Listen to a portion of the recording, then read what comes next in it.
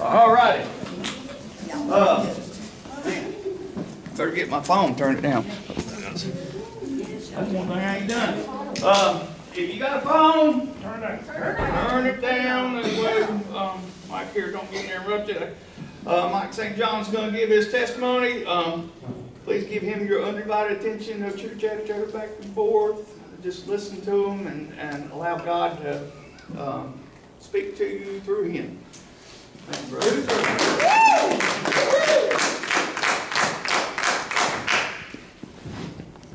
Yeah. Can y'all hear me? Yes. Yep. Let me get situated here. I got my phone. If I can keep track of times when I get going, I get going. You feel me? I got that Red Bull to keep me going, huh?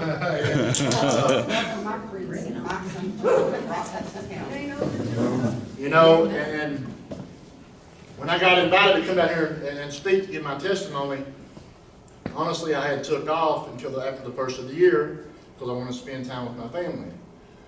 But the program that I work taught me when the hand reaches out, no matter what time of day, no matter how cold it is, no matter if it's light, dark, up, down, I have to show up. So, you know, I'm grateful that I came down here because I've spoken in a lot of places. I've been to a lot of CRs, I've been to a lot of churches speaking, I've been to a lot of treatment facilities. I've been to jails, schools, I travel around, God allows me to travel around and speak. But when me and my buddy Robbie came in here, I've never been welcomed like home. You hear me? Like, whatever you all are doing here, don't stop. Whatever you got going on in here, don't let it leave. Because there was no judgment when I got here. You hear me? Like, everybody was welcome. And the food, whoever's over the food, I need your personal number. Because that spaghetti's fire. I sent it to my wife, and I'm in the doghouse when I get home. On a real note, man, I'm grateful to be here. Grateful you all showed up. It doesn't matter if there's 1 or 100 in here. You know, we're here for a reason. My name is Mike St. John. I am in long-term recovery, and today I am a believer. And I'm going to get into my story and let you know how I got to where I'm at. It's not easy, but it's not hard, if that makes sense. Okay? I was born in Corbin, Kentucky. I was born poor on welfare and food stamps. Man, I grew up on HUD in a trailer park. Putting plastic over the windows in the wintertime, heating with a kerosene heater, having to heat water up on the kerosene heater so me and my brother could take a bath together and share the same water. So, you know, going through school, when you carry that with you, you know, honestly, you know, that's in the 80s, you know, things has changed, but bullying and getting picked on, not fitting in, not feeling wanted, I carried that with me through school. You know, I had a brother 2 years older than me that was my go-to, my hero. I looked up to, no matter what I was going through, my brother was always there. He was 2 grades ahead of me. If I was in first, he was in third. If I was in third, he was in fifth. Work with me. 5th, 7th. Like I just got my GED 3 years ago, so, you know. But my point is, you know, my brother, but my family done the best they could do. You know what I'm saying? Like, I'm not here knocking how I was raised. But I'm here to tell you that way maybe somebody here can relate to me. Because, you know, things have changed. And growing up poor on welfare and food stamps, man, I just wanted to fit in. That's it. I can remember in gym class, I loved playing dodgeball and kickball. Like, I can throw a ball and I can kick a ball, and I love hurting people with a ball. But I was always the last one to get picked, and I never knew why. Like, the first dude that got picked was wearing Jordans. His dad was a lawyer. Follow me? So here's this trailer park kid over here, and I felt left out. And you carry that stuff with you, man. So going through school, you know, I was doing good. I would come home, Mom would say, you know, we'd eat a TV dinner or whatnot, and go outside and play like we do with young kids. But my mom was tight on us for real. Like, we wasn't allowed to do nothing, really. You know, and I'm sure some of y'all can relate because, you know, I was mama's boy. I was mama's baby. And mamas want to protect their kids. And see, I can relate to that now. It took me 40 years to understand what being a parent's about. But Mom always, you know, comforted us, had a pillow when we fell. Here's a Band-Aid. You know what I'm saying? But just the love, you know what I'm saying? Like I have a stepdad, I have a real dad. My family is multi convicted felons. You know, I grew up seeing a lot. I grew up seeing my dad behind the wall, through the glass, on the phone. You have to collect calls from blah, blah, blah. You know, that was my life growing up. So a lot of crime. But, you know, just going through school, man, I never was taught that going to college was something. But I knew college was not going to be my story. You know why? Because I wasn't rich enough. And I knew I wasn't smart enough. For real. Like, I knew this at a young age. Like, if I made a D, what is it, a D plus? It was before the F. Like, if I went home with D's, I was in there. You hear me? Like, I didn't need an A. Because your A could be equal to my D. You see what I'm saying? Like, that letter don't prove who we are. But in school, they teach you that. Like, if you ain't got an A plus, you ain't playing, player. If you got an F, you're going to summer school. But that letter does not define who we are. But going through school, man, I've done the best I could do. My brother fought for me, man. Anytime I got picked on and bullied, I'd run to my brother. And there he was, man. I watched my brother beat up 3, 4, 5, 10 guys. Not get in trouble for it, man. Get home. You know, what we was told, if you get whooped at school, when you get home, you're getting whooped again. And you can take it for how it means, but I know what getting whooped means. You may not know what it means, but I do. Like, we didn't get beat up, okay? But is it wrong to teach your kids that? Yes. It sure is. I mean, you don't go to school teaching your kids that fighting's okay. How many of y'all been in fights at school? Come on now. Not me. This guy caused every fight. Now, was you told that if you get whooped in school, you're getting whooped when you get home? Yeah. And if a dude hits you first, you better hit him back. Amen. I was taught that. But today I understand if you're not in that kind of environment or that situation, fighting's not part of my life today. It will not be part of my life today. And I'll get into the why. But, you know, my brother, we run around, man. We go roller skating, shooting pool, gambling, like hustling, playing poker. Pool is part of my story growing up because, you know, my real dad was a professional pool player, a poker player. He had pool rooms, poker rooms, charity master rooms, gambling, just the lifestyle that comes with it. And my stepdad, you know, lived at home, and I witnessed a lot of illegal activity. Because I always wondered, how do we get this? How do we get, remember when the microwaves come out? Like, we couldn't even afford to buy a microwave. But here we are in life, we're getting a new microwave, we're getting new furniture, we're getting a big screen TV, like one of them big, takes 10 people to haul big screen TVs. And I always wondered because we barely had enough to pay the bills. We barely had enough to pay the electric bill. You know, the internet, or, you know, the cable bill was in my name. Like back in the day, you can put your stuff in your kid's name, right? Y'all remember that? Yeah. I had all kinds of stuff in my name. You hear me? They're probably still looking for me. They are not hard to find. But just that's how I grew up, man. And I love my family, man. But, you know, today I understand love's an action word. Like I can say I love you, but do I really love you? If I'm not trying to help you, comfort you, listen to you, be there for you, then I don't love you. Love is an action word. So if you tell your friend you love them, okay, I love you, see you, dog. You don't love him. If your friend comes up and he's crying, feeling a certain way, you'll say, hey, what's up? Then you love him. But see, when you grow up this way, man, you're taught, you know, not to cry. You're taught, you know, grown men don't cry. And you're taught if you're going to cry, go to your room and let nobody see you cry. And I was taught that for a long, long time. And that's not cool. You hear me? It's not cool. But going through high school, man, I passed grades. I had to go to summer school one time, man. I felt different, man. I wanted to hang out with the older guys, man. And, you know, Mom never would allow it. But I remember we used to go four-wheeling, man. And they would stop at the store, and they'd always have coolers of beer when you go four-wheeling. You know what I'm saying? And Mom would be like, get you some pop. Well, I wouldn't buy the pop because I knew what was in the cooler. And I knew if I drank beer, I would fit in with the guys, right? So the crowd that I was in, they always said, don't let your mom find out. Huh? Don't let your mom find out. So I'm getting away with stuff, right, Robbie?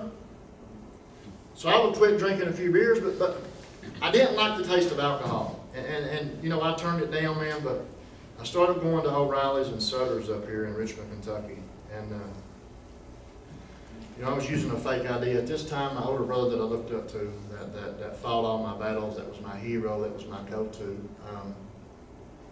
he got a car. He graduated high school. Mom and bought him a car. It was a Thunderbird Turbo Coupe, 1988. I still remember it. Leather seats, power, everything. It was a bad car at that time. My brother, man, was bringing home these jerseys and new Jordans and buying a new CD player to put in his car, and got the old bump in the trunk, got the windows tinted, and he was working at Lee's Famous Recipe, like making $6-something an hour back in the day. And I'm like, Nick, bro, what's going on, man? And he quit taking me to school. Like, he would take me to school. And I'm like, Nick, what's, he's like, quit asking questions. So I shut up. Well, I get to school, I'm going to North Wall, and I call my brother, and he's at a motel room with him and his buddies. And Kentucky State Police answers the phone. It's Jimmy and Johnny Phelps. And I said, where's my brother at? Your brother can't talk on the phone. I said, well, who's this? He said, this is Kentucky State Police. And your brother's being arrested. I'm like, what? My brother? There's no way. My brother's always been there, right? But no, here comes the state police to North Laurel to arrest his 2 co-defendants that was with him. And my brother got a burglary charge. And I remember my brother, he left me his ID because I was using his ID to get into the bars up here illegally.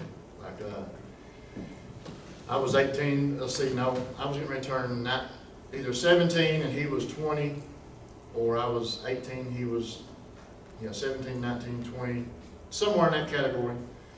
And I remember my brother leaving his ID, so I started using his ID going to the bars up here in Richmond. And, you know, to get in a bar, and they look at the picture, and they look at you, and I'm, okay, stamp my hand like success. Like, I'm underage in a bar, and there's women, like, and I love women. There's alcohol, and when I go up there to buy that alcohol, they sell me alcohol. And I'm registered as success. So I'm going to a bar with a fake ID, buying alcohol with a fake ID, and I'm fitting with these older guys that I always wanted to fit in with growing up, right? But Mom never would let me. I was in. Put a beer in me. What y'all was dancing a while ago, y'all ain't got nothing on me, player. Hey, yeah. I had a ride, Robbie. But at this time I'm working, man. I'm a functional human being, man. I'm paying taxes. I was surveying at the time, and we would go up, like my cousin, about 10 dudes, man. You know, I was always taught, don't drink and drive, but you can ride with them, okay? So, as long as you're driving drunk, player, we're good, you hear me? Like, I'm not worried about you wrecking and killing both of us, or killing Robbie's family, or Joe's family. Like, as long as you're driving, we're good. Like, I was taught that. Don't drive drunk, ride with them. That's insanity. For real.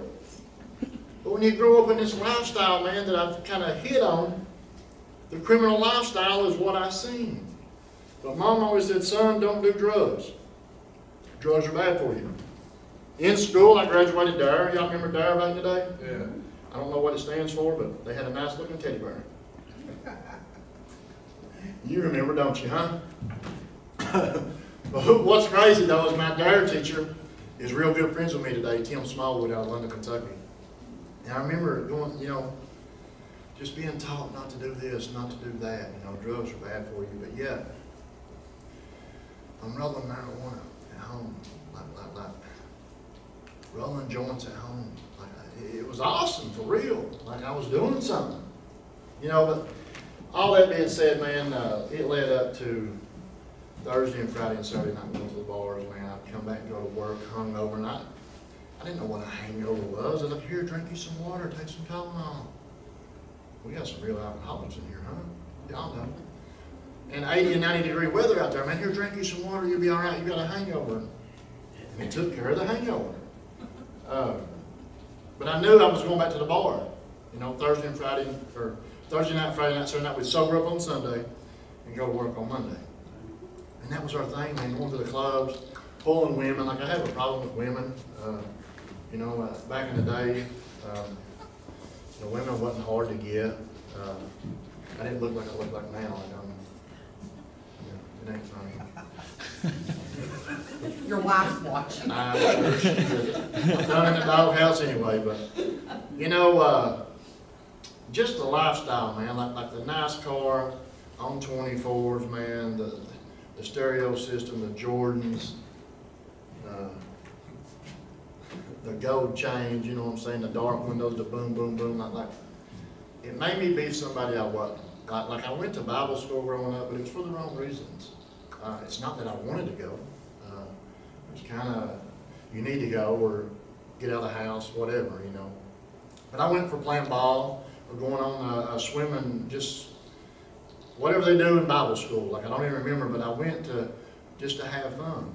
But God never was in our house. Like I don't even think there was a Bible growing up. Like I remember my grandma, man, she would always walk to church, and I always wondered why. Like, Granny, why do you go to church every weekend? You know. And if I remember right, she was like, you know, God this, God that, and she had 2 or 3 or 4 Bibles, man. And I was interested in, but you know, when you live in a house and there's no positive environment or positive energy, positive spirit, Bibles, the music on TV or whatever, you know, you really don't learn about it, you know what I'm saying? And today I understand that. Like what goes on in your house means a lot today. You know, what happens inside those walls means something, means who you are. Like it all starts at home. And but I'm partying, man, on the weekends, going to work, man. I like going to strip joints and women, like I said, female entertainment centers. And we're in Richmond, Kentucky, and I go to the Manhattan Club. And we're getting ready to go to Rod Run down in Gatlinburg. That's what normal people do. They go on vacations. Never been on a vacation yet in my life, never seen the ocean in my life, never went to Kings Island in my life, never been to, you know, nothing other than a mud hole in the yard. You know what I'm saying? Didn't know how to swim or nothing like that. I was babied a lot, but, you know, we're getting to go to Rod Run, and I'm walking out of trying to get out, and this girl's up here like where I'm at, and you know, I'm down there, and right in the middle of the song, she jumps off the stage, man. She wants to know who I am. Like I'm conceited already back then. But for a girl to jump off the stage in the middle of the song, and they got me in there over here dropping hundreds and hundreds, and I'm throwing 50 cents. You know what I'm saying? And she wants to know who I am. I'm like, okay, blah, blah, blah. She gives me her number, I give her my number, I don't remember, but we go to Tennessee and I'm calling her and she don't answer. I'm like, man, she gave me the wrong number, she blah, blah, you know how we get. And we come back home on Sunday and she calls. She says, what are you doing? I said, nothing, I'm on my way home. She said, I live in Somerset, you want to come over? I said, well, I'm done on my way. Gone. Hashtag gone. Yeah. I probably should have never went. At the age of 21, I get to Somerset and she says, you do drugs? Yeah. I ain't done a drug in my life, you hear me? Yeah. Never smoked a joint. Alcohol every now and then. So I got this old pill here. Okay. Yeah. Give me one, you know, Tylenol, you take it, right? No, you can snort that too. But long story short, she pulls out a Watson 540, lower tab or lower set 10, man. I said, well, give me one. Y'all know what I'm talking about, right? Remember them back in the day? She's like, take it. I was like, well, yeah. She said, we don't take pills. I'm like, what do we do? I mean, for real. And she crushes up his pill and cuts a straw and hands like, never seen nothing like that, like for real. Well, she snorted hers and I choked, puked, bleh, couldn't breathe. And I was hooked. I love how that pill made me feel 21 years ago.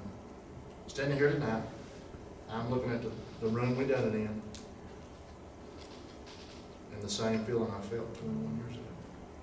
That feeling will never go away. Like for real. You will never, listen, when you do cocaine and you try to ring the bell, and you ring that bell, you will never ring that bell again. That's facts.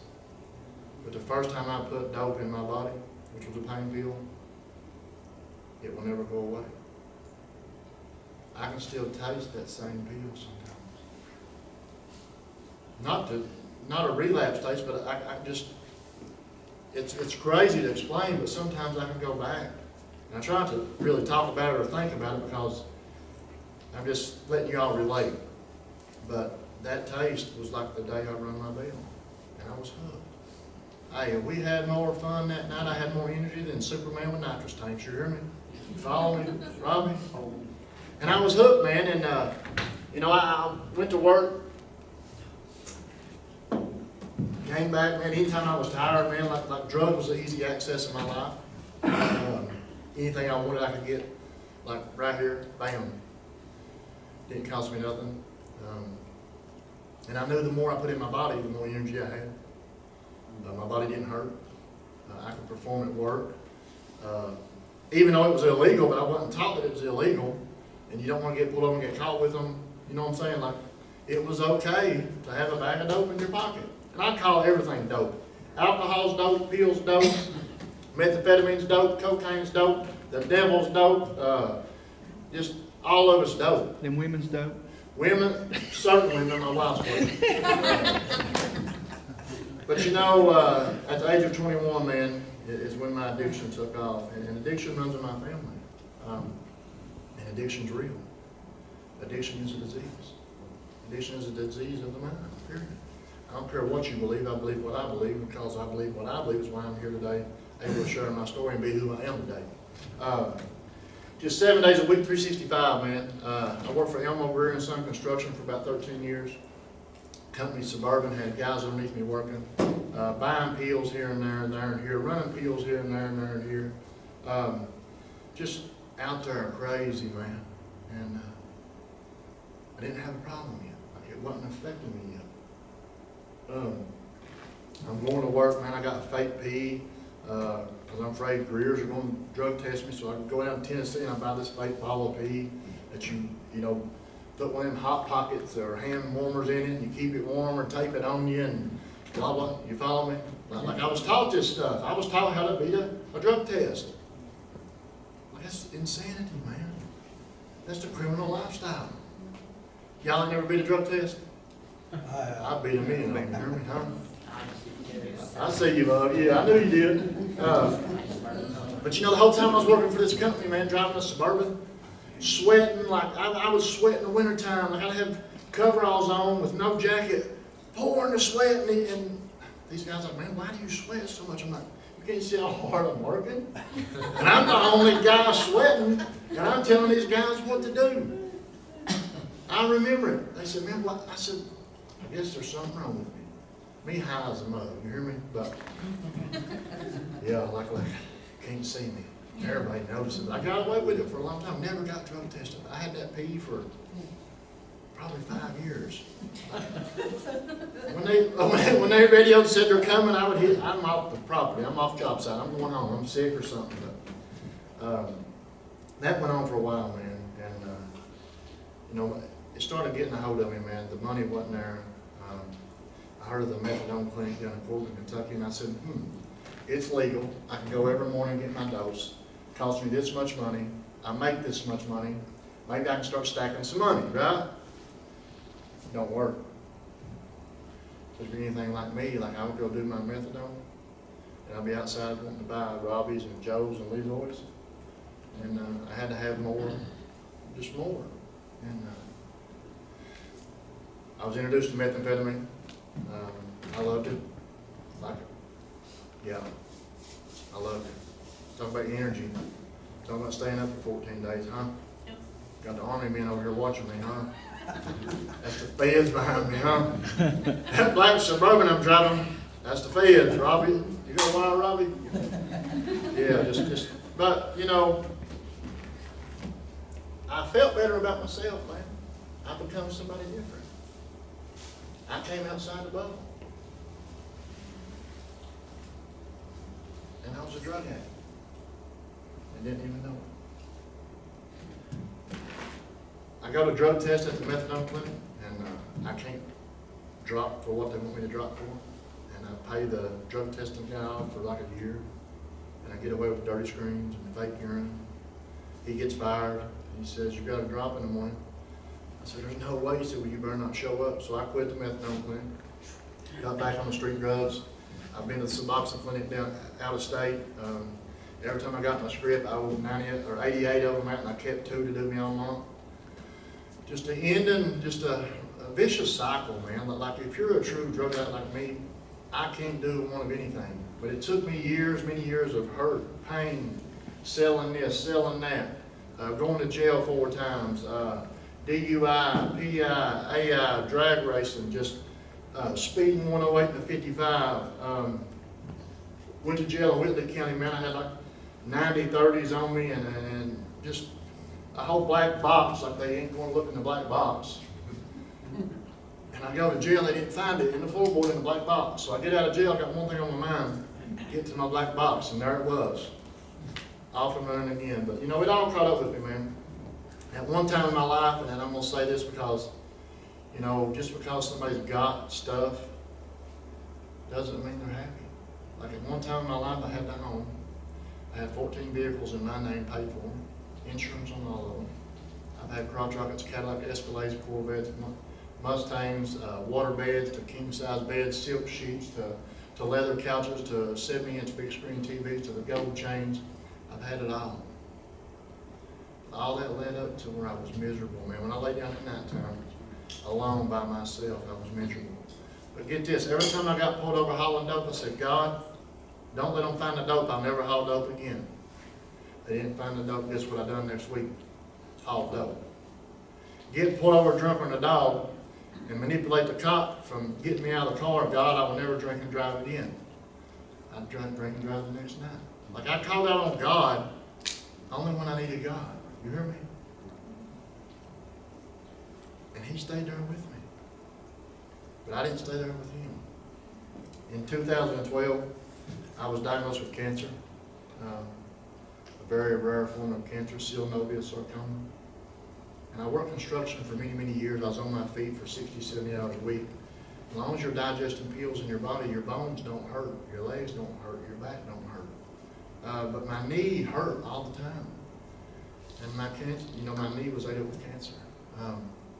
Dr. Billabo in London said, they done a biopsy on me and said, "I need you in Indiana in the morning or Nashville, Tennessee at Vanderbilt Cancer Center." What? He said, "Mike, your leg is ate up. I need you at the doctor in the morning." None of this had set in. I turned my back on everybody, God, everybody, and started working for the devil. I couldn't accept. All I could say was, "God, why me? What did I do?" Like cancer don't run in our family. I'm the first one.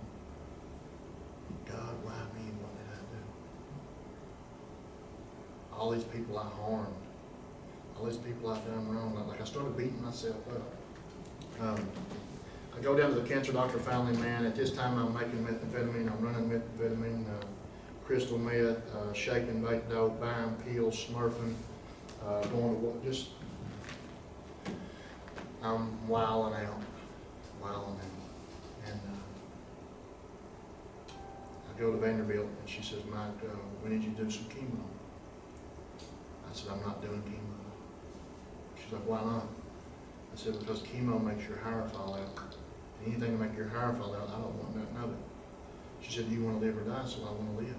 At the time I did. She said, "Will you do radiation?" I said, "Sure." So I've done 33 radiation treatments, man. I had a major surgery. I go back to Vanderbilt, and at this time, I'm been up for 21, 22 days, and I show up to the doctor, and she pulls out a piece of paper. She says, "Mr. St. John, I need you to sign this paper here that if we get in there and on the operating table, and your leg is ate up as bad as the scans show, that are you okay if we amputate your leg?" And hear me, like, are you okay if they amputate your leg? And the first thought that came to my mind was pain pills. Real talk. I knew when I woke up, I was getting a script. Any cancer patient gets the good stuff, you hear me? That's all I thought about. You hear me? What I was going to have when I left the cancer treatment facility. So I'm down for about 6 to 8 hours. I wake up and I feel my leg, my knees there, my legs there, and I keep going as far as I can bend over because I got that drip over here, and I'm dripping it till the batteries go dead. More. And I feel my leg, I'm like, and I never thank God. Like I was hoping my leg was cut off. So I could stay in a pain clinic and be on pain pills the rest of my life. Like I didn't see life without pain pills or with pain pills. That's the insanity part of addiction.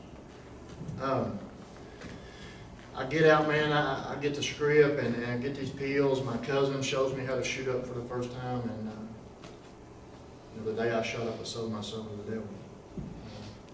I never dreamed that I'd be an IV drug user.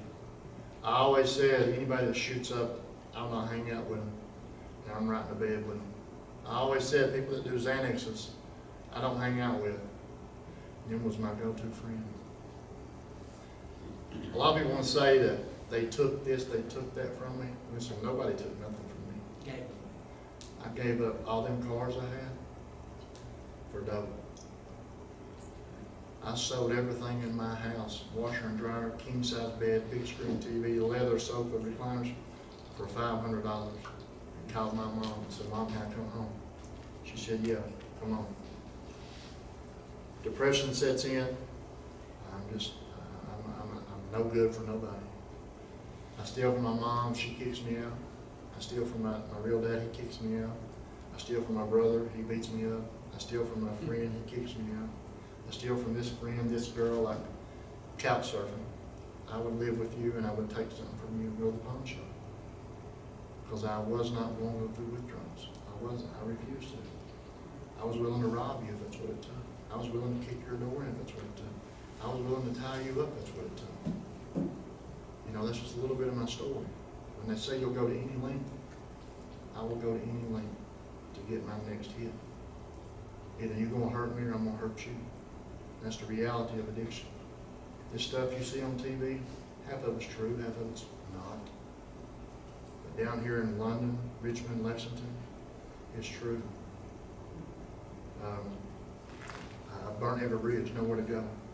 I never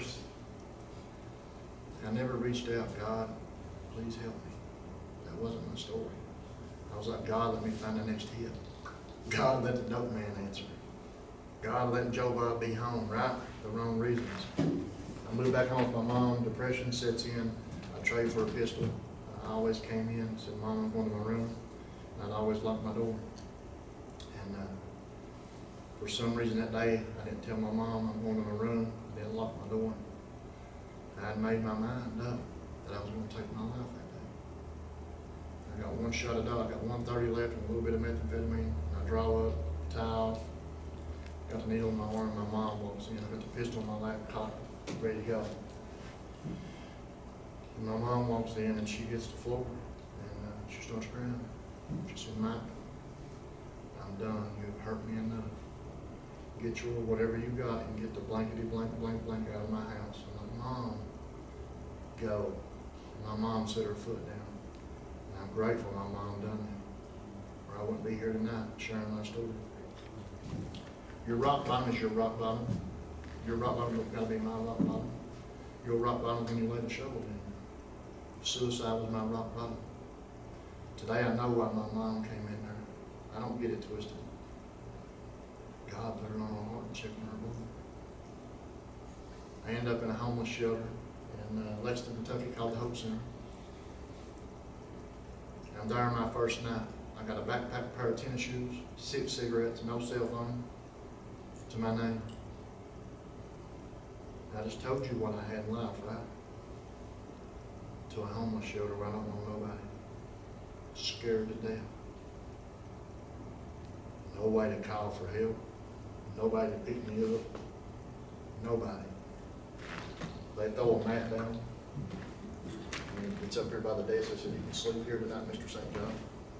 Sleep? I can't sleep anywhere. I'm in a weird place. Can you?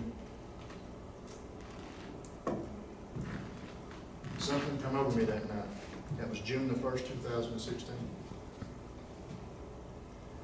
I was laying there in reality sitting, man. And I said, God, if this is your plan, I'm done. I surrender and I'm willing to do whatever it takes to get my life back. And I went to sleep. And I woke up the next morning without a withdrawal. I can't put words on it. I can't explain it. No burning bush, no rainbows and unicorns, but I woke up the next day without a withdrawal in my body. I know why. You hear me? I know what happened that night. I felt like a new man when I woke up. Still nowhere to go. So they offer a long-term treatment called the Hope Center Recovery Program for Men. 6.5 months. I said, there's no way. There's no way. 6.5 months, why? Huh? They said, well, where are you going to go? Talking about humbling somebody. This guy said, well, where are you going to go? I mean, I couldn't act like somebody I wasn't. I'm in a homeless shelter backpack, and I stink. I ain't had a bath probably 30, 40 days, just all. I said, okay. I remember what I told God. I remember that. Entered long-term treatment, man. That was the best 6.5 months of my life, man. Listen, I had guys come and hug me, love me, show me how to live, show me when to wake up, show me how to shave, show me how to wash clothes, show me how to clean, show me how to scrub toilets with toothbrushes, show me how to scrub showers, show me how that it's okay to tell people how you feel. It's okay to show people you love them. It's okay to hug on people. It's okay to cry. But through the 12 steps, I found out that I am powerless over drugs and alcohol, period. I'm powerless over you all. There's 3 letters in there that I was scared to death, and that was God. But yet, June the 1st, 2016, I said, God, I'm willing to do whatever. So here it is. They said, you ain't got to believe in God yet. Just believe in the fellowship, believe in us. Like when you get real people together, you can feel the spirit. All of our spirit together can blow this roof off. You hear me? I can't by myself. So I found some guys. I just stayed and I started praying, God, just show me something, put me in position, show me something, man. And just people loving me, man, helping me, just calling me, you know. I complete treatment, I become a peer mentor, and I was able to help people that helped me, making $2 an hour. For real, $2 an hour, what? But I had everything I needed. See, God will provide us for what we need, but He won't provide for what we want. Like our needs are met, but we want this, right? Completed treatment, man. Got my driver's license back. Got my GED. Met this girl, and you know, I met this girl, and she told me she loved me. I said, oh. What? She said, I love you. I said, okay. Well, for real. And she did love me. But I was so scared, for real, of lying. I was so scared of hurting people. That's all I've done is hurt people, man. This girl, we hook it up, whatever you want to call it. And almost 4 years ago, on Valentine's Day, I had a studio apartment that the Hope Center provided because I wasn't able to go out and get my own place yet. You know, I wasn't structurally fit or spiritually fit to be on my own. See, when you complete our treatment facility, they'll just throw you out and you got to go home. Like here, we can offer you a place to live, get you right, and then we'll transition you back into life. See, that's the problem with jails and stuff, man. When you do your time, they throw you out. You don't have no plan of action. If you ain't got a plan of action when you leave here, you're in trouble. And you know, she came home. She said, "I got something for you." And she come home on Valentine's Day, and you know me, the selfish me, like she's gonna buy me a pair of Jordans. I like Jordans or a gold chain, because I had a lot of this stuff and I lost it in the pawn shop, right? Like I always had that thought, I'm gonna pawn it, get it back Friday, right? That Friday still ain't come. 5.5 years later, huh? But she came home and she threw down a pregnancy test. She said, "I'm pregnant." You're what? She said, "I'm pregnant." whatever. I can't have kids. It ain't mine. Because I've been with a lot of women in my life. Like I love women, strippers, partying, cocaine. And I never had kids, right? Like I never practiced safe sex. I thought I couldn't have kids. I'm a doctor, right? And God didn't let me have kids yet. You heard me? I'm grateful that I didn't have kids. I said, sit right there, Marie. I'll be right back. See, I have some friends in my life that hold me accountable, right? Like when we're on the street, nobody holds us accountable. It's okay to rob people. It's okay to pistol whip people. It's okay to break people's windows out, kick doors in. You follow me? See, I got real people in my life. I had this big old dude sit me down and said, listen, are you a man? I said, yeah. He said, I can't tell. I'm like, what do you mean? He said, do you know how you was raised growing up with a dad and a stepdad? He said, do you want somebody taking care of your kid? I said, no. He said, well, you get your blankety blank up there and you man the blankety blank up. Talk to me reckless, you hear me? Reckless. That's my best friend today. Today, that woman's my wife. Today, we have a beautiful 3-year-old son named Corbin Michael. And it gets better. You know, we move out and get a 1-bedroom apartment. We get a 2-bedroom apartment. Today, we live in Richmond, Kentucky, is where I started drinking and drugging 22 years ago. I live right in downtown Richmond. We have a beautiful 8-month-old daughter now. It's all God, man. Like the life I have today is a life I've always prayed for. See, I always resented people at Walmart with this family wearing nice clothes, got their buggies full of toys and food, of course, Fruity Pebbles and whatnot, chocolate milk. Like I resented them, man, because I wanted that family. I wanted that life. I wanted to mow my yard with my wife's in the flower garden and my kids are playing in the sunset. That's what I wanted. Today I have that. God has blessed me with everything I have today. See, God had to wait until I got my feet on the ground. It was a solid foundation because I remember the prayer. I said, God, I'm willing to do whatever. And today I'm willing to do whatever. I moved to Richmond and I said, all right, God, like that. I wanted to move back to London, but I know it's not good for me in London. Like I wanted to stay between Lexington and London, which is Richmond. And I go home for the holidays, you know what I'm saying? But I said, God, listen, put me in position to take my message and help people. I've been on WKYT 5 times. I spoke for Governor Fletcher 3 years ago at the first ever drug opioid summit in Fayette County. I was on WKYT like 3 or 4 days ago. I have a recovery / program in Madison County Detention Center. I work with inmates one-on-one. They give me access to the jail. I go from cell to cell. And, you know, because my audio matches my video, man. Like, watch my feet work. I put people in treatment now. I'm a face of recovery. I'm a believer today, man. Like, everything that I prayed for, I have today. And I say those selfish prayers. God, help me. Yeah. God, show me. God, put people in my life. See, I also pray for other people. Last night I was going to the Tanner Bed because I love the Tanner Bed. And I got in my Suburban and it was so cold outside. And the whole time going to Planet Fitness and back, I said, you know what? I'm getting ready to go home to a heated house, to a king-size bed, to a Suburban. What about these people out here that's sleeping on the streets? See, today I'm aware of just how blessed I am. Today I don't jeopardize. I don't play Russian roulette with my life. Every morning I get up, I say, God, you woke me up, thank you. Like I talk to my God crazy, you heard me? Hey, we have some battles, huh? And they ain't pretty sometimes. But I keep it simple, man. I know I cannot use drugs or alcohol the rest of my life. I know that. That's my truth, not yours. You may be able to do it, but I can't, you hear me? I don't compare myself to people, man. And my God is my God. I want everything God has in store for me. Everything. And I gotta help people. And I got to rewind my tape today. Did I lie to somebody today? Did I harm somebody today? Did I disrespect somebody today?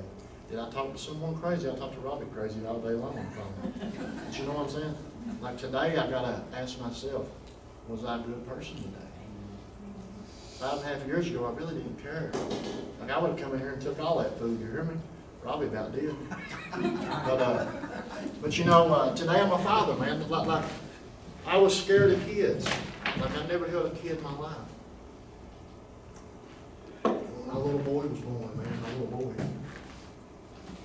you know, the proof was there. The proof was there. Like I know how that baby was got here. I know. And when my little girl was born, whew, I love my babies, man. I do. And I will do anything I can to do the right thing by them kids, man. Because they won't see what I saw growing up. They won't. My life is different than what I saw growing up. Today I have the power of choice, man. If you're out there wilding out, you're not coming to my house. I'm not coming to your house. You don't have nothing at your house that I need. I'm not bringing my kids into that environment. Like people don't understand why that's not my life today. I'm a new man. My wife's got 6 years clean. She's a new woman. Amen. We have a new purpose today, man. We are productive members of society. We're parents. I have a 21-year-old stepdaughter. Calls me dad. I help people. People at the jail has my number. People believe in me, man. I'm nobody special. I'm not special and unique.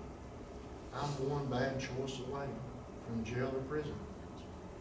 I just found my coworker dead here in Rockcastle County last weekend. I just went to his funeral yesterday, or Sunday. They told me to buy a suit. When I completed treatment, I said, suit? What for? They said, you're going to need it. Need it? For what? I don't wear suits. I wore a suit the first time to a funeral after treatment. I seen the ocean 2 times after treatment. I've been to Kings Island after treatment. I take vacations now. I have a bank account today. I have a credit score today. I can keep going. It's because God seen something in me that I didn't see in myself. God waited and waited and waited and waited until Mike St. John was ready. And on June the 1st, 2016, I was ready. The pain was ready enough. I had enough. Mental illness is real. We are going through hard times right now. This is something that nobody has ever experienced. If you go in the store and you see somebody, read their face, tell them, hey, I know how you feel. If you're at Walmart and you see a dude back there counting change to get a gallon of milk, if you're okay with him counting change, you might want to take a look at your heart and where your heart is. Because I'm going to tell him to put that change up, and I'm going to take $2 and I'm going to buy his milk for him. If you're in a drive-thru and you've got extra money, pay for the dude behind you.